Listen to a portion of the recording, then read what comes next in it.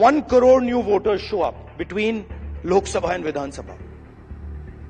Bulk of those votes go to the BJP. ರಾಜ್ಯದಲ್ಲಿ ಕಾಂಗ್ರೆಸ್ ಪಕ್ಷಕ್ಕೆ 136 ಸ್ಥಾನಗಳು ಬಂದಾಗ ಚುನಾವಣಾ ಆಯೋಗ ಕೆಲಸ ಮಾಡಿತ್ತು. ಅವತ್ತು ನರೇಂದ್ರ ಮೋದಿ ಕಳ್ಳ ಆಗಿರಲಿಲ್ಲ. ಪಶ್ಚಿಮ ಬಂಗಾಳದಲ್ಲಿ BJPಯವರು ಸತತ ಪ್ರಯತ್ನ ಮಾಡ್ತಾ ಇದ್ದಾರೆ. ಒಬ್ಬ ಧೀಮಂತ ನಾಯಕಿ, ಪಶ್ಚಿಮ ಬಂಗಾಳದ ಮುಖ್ಯಮಂತ್ರಿ ದೀದಿ ಅಂತ ಕರೆತಕ್ಕಂಥ ತೃಣಮೂಲ ಕಾಂಗ್ರೆಸ್ ಪಕ್ಷ, ಅಲ್ಲೂ ಸಹ ಚುನಾವಣಾ ಆಯೋಗ ಇದೆ. ಕೇಂದ್ರ ಅಲ್ಲೂ ಸಹ ಮತಗಳ್ಳತನ ಮಾಡಿ ಅಲ್ಲೂ ಸಹ ಅಧಿಕಾರ ಹಿಡಿಬೋದಾಗಿತ್ತು. ಅವತ್ತೇನಾಗಿಲ್ಲ. ಪಕ್ಕದ ತೆಲಂಗಾಣದಲ್ಲಿ ಕಾಂಗ್ರೆಸ್ ಪಕ್ಷ ಬರುತ್ತೆ, ಅವತ್ತಾಗಿಲ್ಲ. ಅವತ್ತೆಲ್ಲ ಮೋದಿ ಚೆನ್ನಾಗಿದ್ದರು.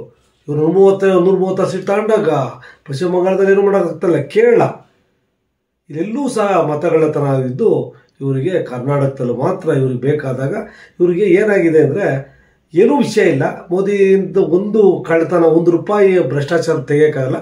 ಏನೋ ಪ್ರಚಾರದಲ್ಲಿರಬೇಕು. ಒಂದು ಥರ ಒಬ್ಬ ದೇಶದ ವಿರೋಧ ಪಕ್ಷದ ನಾಯಕನಾಗಿ ಯಾವ ರೀತಿಯ ಹೋರಾಟಗಳು ಹಮ್ಮಿಕೊಳ್ಬೇಕು ಅಂತಕ್ಕಂಥದ್ದು ಫಸ್ಟು ತಲೆಗೆ ತಗೊಬೇಕು.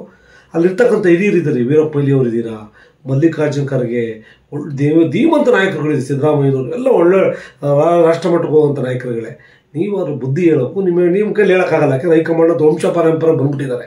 ಹಾಗಾಗಿ ಅವರಿಂದ ನಿಮ್ಗಳು ಸಹ ಎಲ್ಲೋ ಒಂದು ಕಡೆ ಇಂಥ ಹೋರಾಟಗಳಲ್ಲಿ ಹೋದರೆ ಬೆಲೆ ಇರೋದಿಲ್ಲ. ಅವ್ರಿಗೆ ಯಾರು ಮಾತು ಕೇಳ್ತಾರೆ ಅಂತ ತಿಳಿ ಹೇಳಿ. ಚುನಾವಣಾ ಆಯೋಗನ ದಯವಿಟ್ಟು ಯಾವುದೇ ಒಂದು ಸ್ವಾಯತ್ತತೆ ಸಂಸ್ಥೆಗಳಿಗೆ ಅವಮಾನ ಮಾಡಬೇಡಿ. ಅದಾಗಿದೆ ನೀವು 36 ಸೀಟ್ ಮಾತ್ರ ಕಳ್ತನ ಆಗಿರ್ಬೇಕಲ್ಲ. ಯಾರು ಕಳ್ತನ ಮಾಡಿದ್ರು? ಕಾಂಗ್ರೆಸ್ 36 ಬಂದಾಗಲೂ ಕಳ್ತನ ಆಗಬೇಕಲ್ಲ. ಇದಕ್ಕೆಲ್ಲ ಉತ್ತರ ಕೊಡಿ ದಯವಿಟ್ಟು. ಈ ರೀತಿ ಬಿಡಿ. I say with absolutely no doubt that we have proof. Rahul ಗಾಂಧಿಯವರೇ, ನೀವಂತೂ ದೇಶದ ಬಗ್ಗೆ, ಸಂವಿಧಾನದ ಬಗ್ಗೆ ಬರೀ ಮಾತಾಡ್ತೀರಿ, ಆದರೆ ಅದನ್ನು ಅನುಷ್ಠಾನಕ್ಕೆ ತರಕ್ಕೆ ವಿಫಲರಾಗಿದ್ದೀರಿ. ನಾವು ಆ ರೀತಿ ಮಾಡಲಿಕ್ಕಾಗಲ್ಲ. ಯಾಕೆ ನೀವು ಸಂವಿಧಾನದಲ್ಲಿ ವಿರೋಧ ಪಕ್ಷದ ನಾಯಕರಾಗಿದ್ದೀರಿ. ತಮಗೆ ಗೌರವ ಕೊಡಬೇಕಾದ್ದು ಒಬ್ಬ ಭಾರತೀಯನಾಗಿ ನನ್ನ ಕರ್ತವ್ಯ. ಆದರೆ ನೀವು ಚುನಾವಣೆ ಅಕ್ರಮ, ಮತ ಕಳ್ಳತನ ಅಂಥೇಳಿ ನೇರವಾಗಿ ಪ್ರಧಾನಿನ ಕಳ್ಳ ಅಂಥೇಳಿ ಪ್ರಧಾನಿಯವ್ರನ್ನ ಟಾರ್ಗೆಟ್ ಮಾಡ್ತೀರಿ.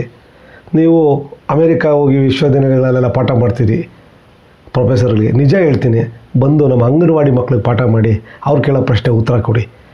ಯಾಕೆ ಅಂತಂದರೆ ಏನು ಇವತ್ತು ನೀವು ಮತಗಳ್ಳತನ ಆಗಿದೆ ಅಂತೇಳಿ ಹೋಗಿದ್ದೀರಿ. ಆ ಸಮಯದಲ್ಲಿ ಕಾಂಗ್ರೆಸ್ ಸರ್ಕಾರ ಇತ್ತು. ಪೂರ್ತಿ ಚುನಾವಣಾ ಆಯೋಗ ಬರೋದಿಲ್ಲ. ನಿಮ್ಮದೇ ಸರ್ಕಾರದ ಅಡಿಯಲ್ಲಿ ಕೆಲಸ ಮಾಡ್ತಕ್ಕಂಥ ಶಿಕ್ಷಕರು BLOಗಳಾಗಿ ಮನೆ ಮನೆಗೆ ಹೋಗಿರ್ತಾರೆ. ಅವರು ಕೊಟ್ಟಂಥ ಪಟ್ಟಿಯನ್ನು ಅವರು ಇದೆಲ್ಲ ಮಾಡಿ ಅಂತಿಮವಾಗಿ ಮಾಡ್ತಕ್ಕಂಥದ್ದು. ಚುನಾವಣೆ ನಡೆಸೋದು ಸಹ ನಿಮ್ಮ ಸರ್ಕಾರ ನೇಮಿಸಿರ್ತಕ್ಕಂಥ ಅಧಿಕಾರಿಗಳು, ಏನು IAS KAS ಅಧಿಕಾರಿಗಳು, ತಹಸೀಲ್ದಾರರು, AC ಅವರು ಇರ್ತಾರೆ, ಉಪವಿಭಾಗಾಧಿಕಾರಿಗಳು, ಅವರೇ ಚುನಾವಣೆ ನಡೆಸ್ತಕ್ಕಂಥದ್ದು.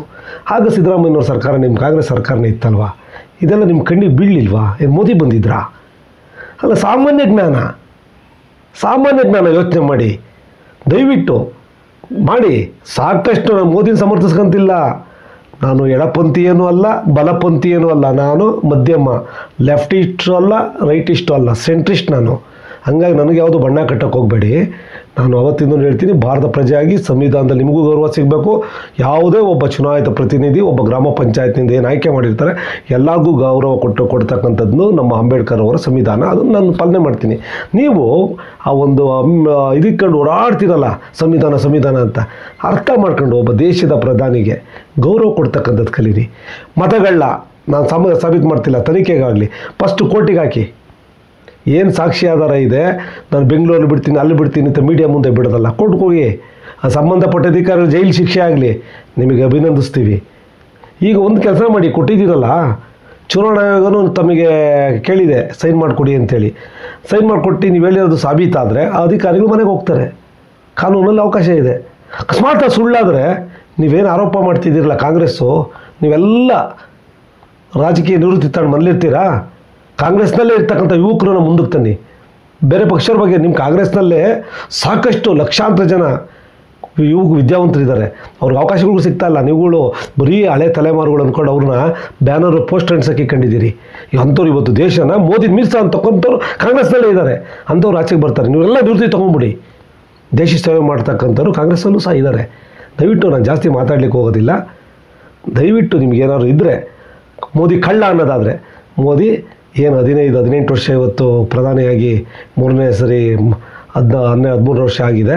ಅವ್ರು ಎಲ್ಲೆಲ್ಲಿ ಕಳ್ತನ ಮಾಡಿದ್ರು, ಅವ್ರ ಸಚಿವರು ಎಲ್ಲಿ ಕಳ್ತನ ಮಾಡಿದ್ದಾರೆ, ಯಾವ ಹಗರಣಗಳಿದೆ, ಅದನ್ನು ಆಚೆಗೆ ತನ್ನಿ. ಅಂಥದ್ರಲ್ಲಿ ಮಾಡಿ ವಿರೋಧ ಪಕ್ಷದ ನಾಯಕ ಸಹಿ ಅನ್ಸ್ಕೊಳ್ಳಿ. ಯಾವ ಸಣ್ಣ ಪುಟ್ಟಕ್ಕೆಲ್ಲ ಬಂದು ಹೇಳಕ್ಕೆ ನಾಚಿಕೆ ಆಗುತ್ತೆ. ದಯವಿಟ್ಟು ಇನ್ನು ಜಾಸ್ತಿ ಹೇಳಕ್ಕೆ ಹೋಗಲ್ಲ. ಮುಂದಿನ ವಿಡಿಯೋದಲ್ಲಿ ನೋಡ್ಕೊಂಡು ಇನ್ನೂ ಮಾತಾಡ್ತೀನಿ. ಈಗ ಸಾಕು, ಇಷ್ಟು ಜನ ನೋಡಿ ನಿಮ್ಮ ಬಗ್ಗೆ ತಿಳ್ಕೊಂಡ್ಲಿ. ದಯವಿಟ್ಟು ನಾನು ಸಹ ನೋಡ್ತಕ್ಕಂಥ ನನ್ನ ಯೂಟ್ಯೂಬ್ ಚಾನಲ್ ವೀಕ್ಷಕರಿಗೆ ಮನವಿ ಮಾಡ್ತೇನೆ, ನಾನು ಲೈಕ್ಸು ನೀವು ಕೊಡ್ತಕ್ಕಂಥ ಕಾಮೆಂಟಿಗೆ ತಲೆ ಕೆಡಿಸ್ಕೊಳ್ಳಲ್ಲ. ನಾನು ಒಬ್ಬ ಭಾರತೀಯ ಪ್ರಜೆಯಾಗಿ ಯಾವುದೇ ಪಕ್ಷದವರು ಯಾರೇ ಸಹ ಮಾಡೋದು ಎಲ್ಲರ ಬಗ್ಗೆನೂ ಮಾತಾಡ್ತೀನಿ. ಏನಪ್ಪ ಬರೀ ಕಾಂಗ್ರೆಸ್ BJP ಅವ್ರದ್ದು ತಗೊಂತೀನಿ, ಎಲ್ಲರೂ ಹೇಳ್ತೀನಿ. ದಯವಿಟ್ಟು ದೇಶದ ಸಂವಿಧಾನಬದ್ಧವಾಗಿ ಆಯ್ಕೆ ಆಗಿರ್ತಕ್ಕಂಥ ಎಲ್ಲರಿಗೂ ಗೌರವ ಕೊಡಿ. ನಮಸ್ಕಾರ.